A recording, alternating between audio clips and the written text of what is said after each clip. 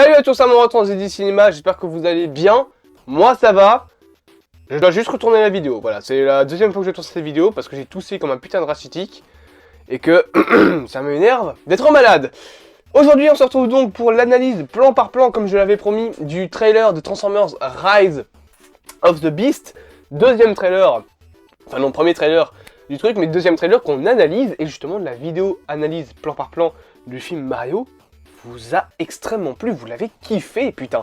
On va aujourd'hui parler des différentes images qu'on a eues sur le film Transformers Rise of the Beast, film que j'attends pas mal parce que j'ai adoré Bumblebee, mais en attendant j'ai un petit peu peur aussi du film. Bref, on ne perd pas plus de temps bien évidemment, je reprends mon petit clap pour pouvoir faire des transitions parce qu'on va en faire une. On va analyser d'abord les images, on va les décrire, on va dire ce qui est intéressant, et après on va parler du scénario que je pense qu'il y aura pour le film. Bref, je vous laisse au générique, enfin à l'intro, et on est parti.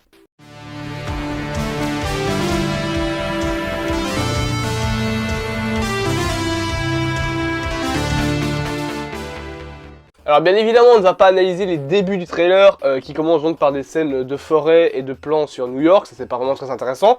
La première scène qui nous intéresse, nous, c'est cette scène où tu as donc l'intégration, enfin l'arrivée de Optimus Primal qui fait son gorille devant Anthony Ramos et Dominique Fishback. Je pense que c'est ça le nom de l'actrice, c'est Dominique Fishback.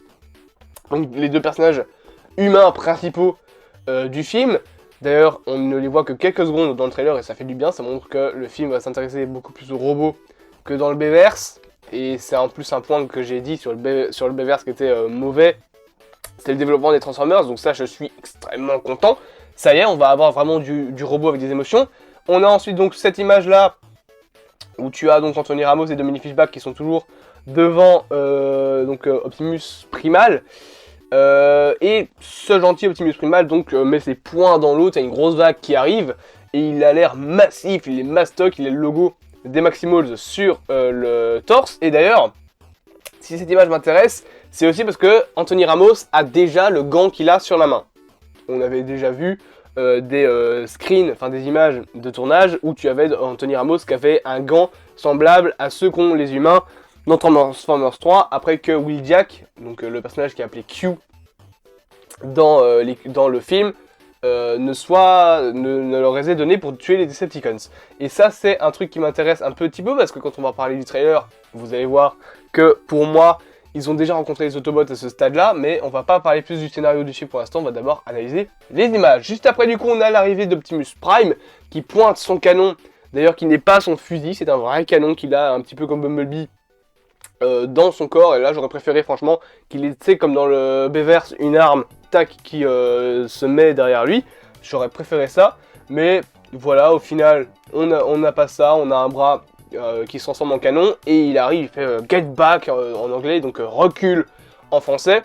VF qui est passable, on va dire, ça va, c'est pas une si mauvaise VF que ça. Jack France va nous manquer bien évidemment, mais la VF est pas si mauvaise. Et là il a déjà son petit casque, on va en reparler de ce casque parce que y a un truc qui me dérange avec le design d'Optimus. Mais donc après on a de nouveau un visuel sur donc notre cher ami Optimus Primal, hein, parce que Optimus Prime et Optimus Primal, ils auraient dû l'appeler autrement, parce que moi je m'en sors plus, je m'en sors plus quand je parle, si je parle à des gens de Transformers, il va faire oui mais il y a Optimus Primal et Optimus Prime, on me dit quoi, comment, pourquoi ils ont tous les deux le même nom, c'est des jumeaux? Non pas du tout. Mais bref, donc on a un nouveau visuel de lui, qui a donc des plaques qui font très gorille, donc ils se transforment en gorille, hein, c'est normal. Mais ces plaques font vraiment genre des épaulettes avec un côté rocheux avec des petits poils, je trouve ça vraiment stylé, il a vraiment un côté vieillissant, assez vieux en fait, qui a vraiment du vécu, et je trouve ça vraiment cool qu'il soit ainsi. Et après on a la fameuse scène où tu as donc Optimus et Optimus Primal qui sont face. Alors je sais que beaucoup de gens ont dit que sur cette séquence les humains semblaient très grands face aux Transformers, genre que les Transformers semblaient très petits, mais il faut aussi dire que dans cette image les humains ils sont surélevés par des pierres, c'est pour ça que les Transformers semblent tout petits, c'est juste la forêt qui est gigantesque autour d'eux, c'est pour ça. D'ailleurs Optimus qui a son design très semblable à la G1 et moi ça me fait plaisir, voilà. J'aimais bien le design des films quand même, mais le design en mode G1 c'est bien quand même. On a donc cette séquence où ils se font face et après tu as deux séquences d'Optimus, une où tu le vois ranger son arme, toujours une fois design beaucoup plus typé G1 et ça c'est vraiment cool. Et après tu as cette séquence où tu vois encore le corps d'Optimus Prime et alors on a son visage et ça me dérange un petit peu parce que son visage est pour moi assez bizarre. Genre il est pour moi, je vais pas dire mal fait, mais j'aurais préféré que ce soit comme dans les dessins animés où c'est juste son casque comme ça qui se ferme mais qui s'ouvre pas quoi. C'est vraiment ça sa bouche comme dans le film Bumblebee. Là au final ils ont modifié ça, c'est un casque qui se referme comme dans comme dans les modes combat de Transformers de Michael Bay. Et c'est pas un truc qui me plaît personnellement, j'aurais préféré que ce soit le casque qui soit vraiment sa bouche et qui bouge un petit peu comme dans Bumblebee. Juste après on a des images du coup des Transformers à New York. New York en plus des séquences, donc les séquences à New York ont été tournées à Montréal, pas à New York, c'est mieux, ça a été plus facile je pense pour les autorisations de tournage. Je vais tousser. Excusez-moi, je vous nique les oreilles je pense. Donc voilà, on a un écran, enfin on a un screen d'Optimus Prime dans son mode camion, beaucoup plus massif, beaucoup plus joli je trouve, où il roule dans les rues de New York. C'est suivi par d'autres images, notamment le visuel de Bumblebee dans son mode Camaro, qu'il a repris donc dans la fin de Bumblebee, Camaro qu'il avait au début du film Transformers 1 de Michael Bay, et après, visuel de Mirage dans son mode véhicule en mode Porsche, qui est assez stylé, même si on dirait une pub pour véhicule. On dirait vraiment une pub pour voiture, et c'est suivi par Anthony Ramos qui semble voler Mirage, puisqu'on rappelle qu'il a été décrit comme, le personnage donc qui s'appelle Noah, a été décrit comme un mec avec un grand cœur, mais qui n'a pas fait que des bons trucs, il a des trucs à se reprocher. Je pense que c'est un petit voleur qui là va se dire allez je vais voler une voiture parce que j'en ai pas, et pas de bol il est tombé sur un Transformers. Par la suite là je vous montre des images encore une fois une image où tu as donc Anthony Ramos qui voit le volant et tu as le logo des Autobots qui fait fortement penser à ce moment dans Transformers 1 où tu as la même chose mais avec Bumblebee et Sam. Et après c'est suivi par des images de trailer que je vous montre. Donc tu as une course poursuite entre Mirage et une voiture de police avec Noah qui fait c'est pas moi qui conduis, c'est pas moi qui conduis. Juste après tu as une transformation véhicule qui se retourne de Mirage et c'est suivi par les séquences de hologramme de Mirage et ça c'est cool qu'ils aient repris ce truc là parce que c'était une des caractéristiques de Mirage, c'était ces hologrammes. Et ouais, c'est plutôt bien, j'espère qu'il les utilisera en combat dans le film, c'est vraiment cool qu'ils aient gardé ça. Encore des images du coup que là vous avez des moments du trailer où il utilise ça jusqu'au moment où tu as le policier qui se prend l'intersection qui coupe l'autoroute en deux. C'est suivi ensuite par cette image, donc avec Bumblebee et Titor, Bumblebee dans son mode Camaro blindé, donc il court, Est-ce qu'on peut vraiment appeler ça courir? Parce que ouais, Titor, il court, mais Bumblebee, là, il est en mode véhicule, donc il court vraiment. Il roule, oui, mais Titor ne roule pas. Ils se déplacent, on va dire. Ils se déplacent donc ensemble, et juste après, on a d'autres images avec, cette fois-ci, Airazor. T'as un petit Transformers qui est au-dessus du pont que Airazor est en train de brûler. Je sais pas c'est qui. Moi, j'y vois Titor ou Optimus. Un des deux, je vois pas... Wheeljack peut-être à la limite, vu la couleur. C'est une couleur un peu brunâtre, comme ça. Mais c'est tout. Et juste après, c'est suivi par, encore une fois, là, je vous mets des images de trailer. On a donc la Porsche de Mirage qui roule à travers tout un combat entre Nightbird, qui est derrière lui en mode véhicule, et Optimus et un autre Terrorcons qui semble tomber d'une falaise. Il semble dévaler la falaise. Voilà, ça c'est un moment de combat, je pense, où les Terrorcons vont chasser les Autobots. Et c'est suivi par l'apparition de Boltrap. Je pense que c'est Boltrap. Ouais, c'est Boltrap son nom. Je sais plus. Je pense que c'est ça. Qui tire un missile sur Wheeljack et Arcee. Donc on voit le mode véhicule en mode Volkswagen et le mode robot de Arcee, qui a d'ailleurs des roues à la place des jambes, un petit peu comme Sideswipe avait dans Transformers 2 et 3. C'est dans ces deux-là qu'il apparaît. Il avait des roues à la place des jambes. C'était plutôt bien, c'était plutôt stylax, comme on dit. Le missile, donc tu as Wheeljack qui se tourne pour que le missile passe à travers les deux portes, et on a un zoom, on va dire, sur la tête de Arcee. Je trouve que ça va. Alors je sais qu'il y a certaines personnes qui disent ouais, ça n'a pas l'air fini.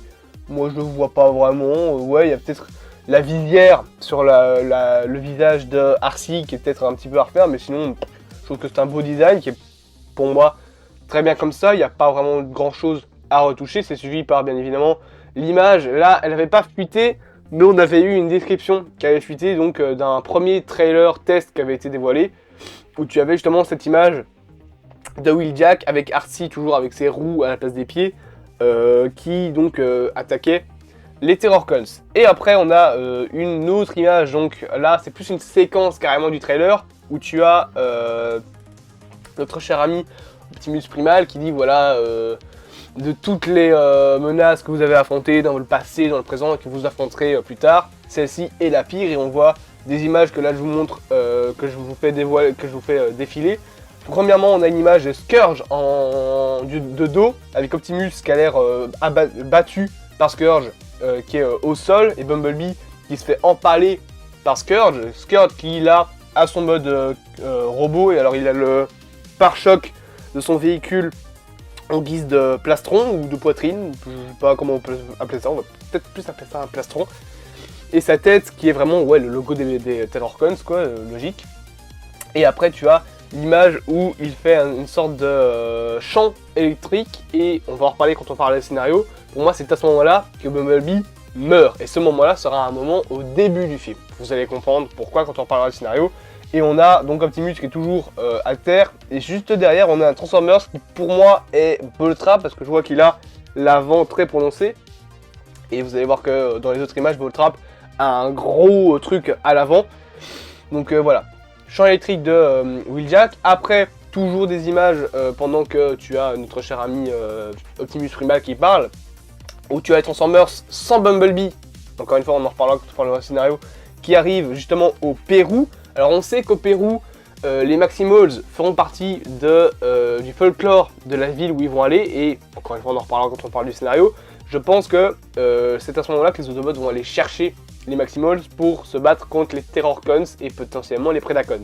Je pense qu'on sait qu'ils sont dedans, mais on n'a pas vu leur visuel dans le trailer. C'est bien, c'est cool, ça fait montrer qu'il y a de la vie et que les Transformers sont encore une fois dans l'histoire depuis pas mal de temps, comme dans la saga de Michael Bay, sauf que là ça a l'air mieux géré. Et après on a encore une fois, pendant que Optimus Primal parle, un visuel notamment de Rhinox, avec du coup il a l'air de pouvoir tirer par la bouche quand il est en mode pas véhicule mais plutôt animal. Il est en rhinocéros bien évidemment, il a des plaques sur le dos qui font vraiment un Transformers très massif, puisque c'est un rhinocéros, logique. On a donc c'est suivi par la transformation d'Optimus qui est beaucoup plus fluide, et c'est normal que les transformations soient pareilles, c'est parce qu'en fait c'est plus ILM qui font les nouveaux effets spéciaux. Avant c'était ILM qui avait fait les effets spéciaux de Transformers 1 à 5, qui sont aussi occupés des Autobots dans Bumblebee, mais là maintenant c'est la société NPC, je pense que c'est NPC oui, qui s'occupe de l'entièreté du film. Ils avaient déjà commencé à travailler pour Bumblebee, maintenant ils vont faire tout le film, donc c'est pour ça que les transformations font moins mécaniques que dans le Bayverse, elles font beaucoup plus organiques, et c'est normal, hein, les Transformers sont quand même des êtres vivants, donc c'est même mieux en fait comme ça. C'est ensuite suivi par une autre image où tu as 3 Transformers qui tombent un peu à la mode Michael Bay, en mode espèce de gros caillou qui tombe tel un météore, et ils tombent d'ailleurs dans l'eau, et je pense que ça c'est les 3 Terrorcons, pardon, donc ça veut dire Nightbird, Boltrap et Scourge. Et enfin, nouvelle image d'Optimus, et là c'est la fin du discours tenu par Optimus Primal. Donc tu vois son design avec son canon qui est cette fois-ci allumé, et là encore une fois sa bouche.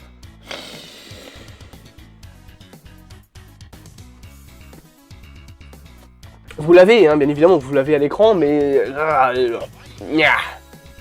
ça fait bizarre en fait, ça fait trop bizarre pour moi. Moi j'aurais franchement préféré encore une fois que son casque soit sa bouche, parce que là ça fait un petit peu genre son casque est posé sur lui, comme si c'était un casque de chevalier. Alors oui, ok, c'est un prime, chevalier et tout ça, c'est un design qui dément et réfléchi si on prend ce sens là, mais là je sais pas, il est bizarre, t'as l'impression que son nez il est ainsi, sa bouche elle est trop bizarre pour moi.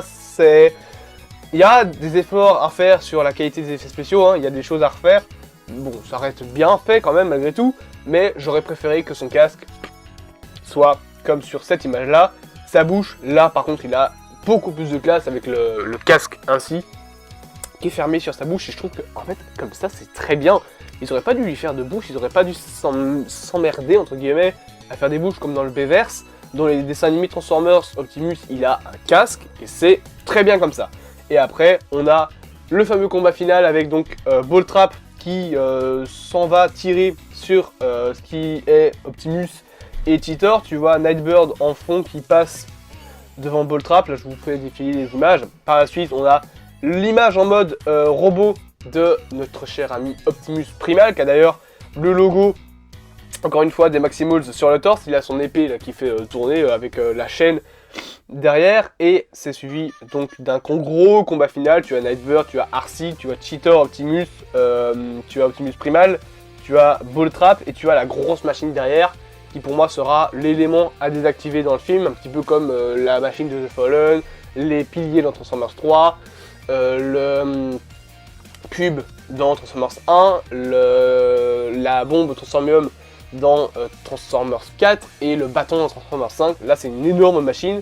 On ne sait pas encore son pouvoir, mais c'est une énorme machine. Et enfin, les quelques dernières images, encore une fois, du combat où tu as Optimus qui a ses épées, des épées plutôt fortement ressemblantes à celles qu'il avait dans le Bayverse. Et moi, c'est des épées que j'adore, je le trouve trop stylé. Mais il y a le côté gris est plus prononcé, il y a moins de jaune, j'ai l'impression, sur les épées, elles sont vraiment cool. Et après, il y a encore deux dernières images. Une première où tu as donc Dominique Fishback qui fait je rêve, je rêve, je rêve. Elle se tourne vers Arcee et Arcee lui fait un V. J'adore d'ailleurs le design d'Arcee. Encore une fois, donc, on voit que ses roues, c'est pas son mode entier. Elle a des pieds.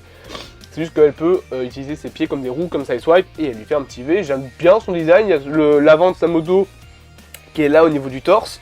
Je trouve vraiment que c'est très très cool. Et enfin, après, tu as le titre qui arrive. Et puis, une dernière petite scène avec Anthony Ramos et Mirage qu'on ne voit pas entièrement, mais on voit le début de sa transformation. Et bah putain, qu'est-ce que c'était long. C'était plus long, je pense, que le truc de Mario, bien que j'ai un petit peu essayé d'aller plus vite, parce que bon, je vais pas en parler 25 ans, et surtout que les trois quarts de ce que j'ai à dire, en fait, font mon scénario pour Transformers Rise of the Beast, donc on va parler juste après. Mais ce que je peux en dire directement, c'est que pour mon avis général du trailer,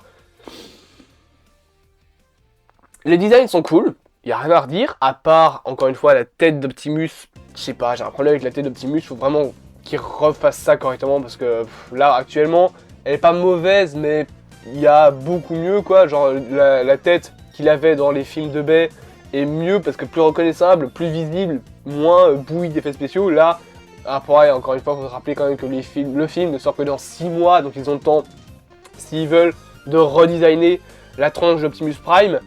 Mais à part ça, le reste, c'est bien. Il y a des designs beaucoup plus typés G1. Il y a Mirage, il y a... on voit le robot de Wheeljack, mais on ne voit que son dos. Il a des portes d'ailleurs qui est comme ça, un petit peu comme Bumblebee, un petit peu comme Optimus avait avec les trucs qu'il a derrière le dos qui sont là.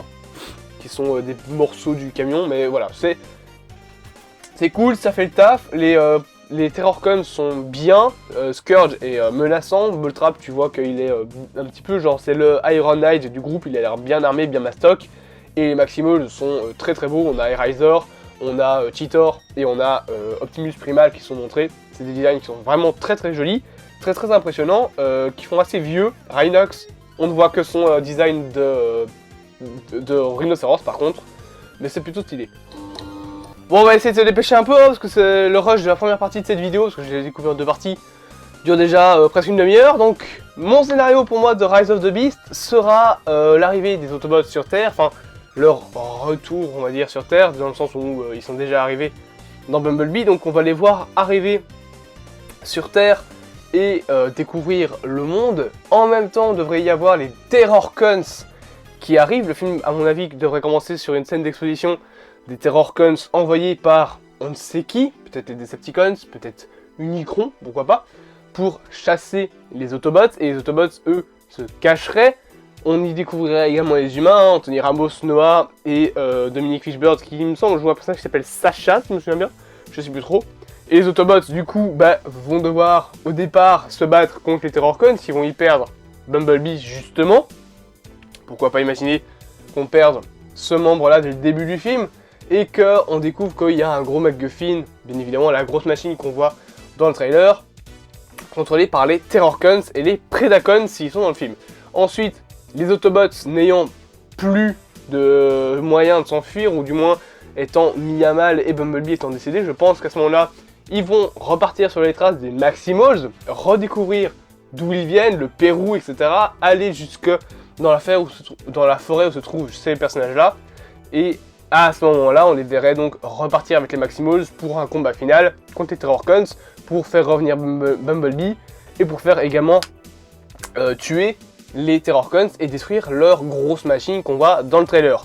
C'est plus ou moins tout ce que je vois, il n'y a pas vraiment grand chose pour l'instant, en même temps c'est un premier trailer, hein, on n'a pas plus d'infos que ça, mais je pense que c'est un scénario qui serait plutôt pas mal, hein, de faire directement tuer Bumblebee, même si bon, on comprend très bien qu'il reviendra, hein, c'est un petit peu comme dans Transformers 2, c'est le même problème qu'avec Optimus.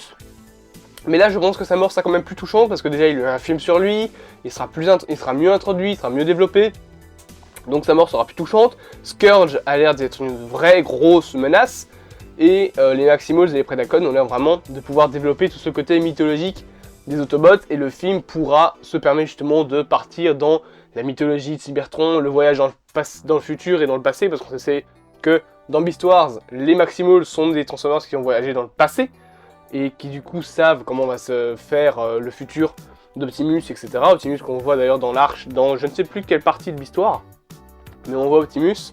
Et donc voilà, c'est des choses qui pour moi vont se passer plus ou moins comme ça. Le scénario est très simple, c'est très rapide comme deuxième partie de vidéo, mais en même temps on a fait de l'analyse d'image. Donc voilà, je pense que c'est plus ou moins comme ça que se passera le scénario.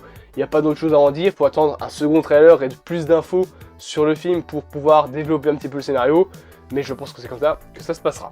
J'espère que cette vidéo vous aura plu. Bien évidemment, je vous propose de vous abonner, de partager, de liker et de la commenter. Je ne sais pas à quelle heure elle sortira, parce que franchement, il faut encore que j'écrive et que je tourne au Révélateur 616 aujourd'hui. Ça va être la merde. Bref, bien évidemment, vous me connaissez, je reprends mon clap. Je vous dis à plus à mon retransmission du cinéma. Passez une bonne journée et à bientôt. Et je laisse pas de sourire après le clap, comme je l'ai fait pour la dernière fois. C'était pas intentionnel, c'était un bug de mon logiciel de montage qui a laissé un morceau, parce que normalement quand je cut c'est la fin de la vidéo.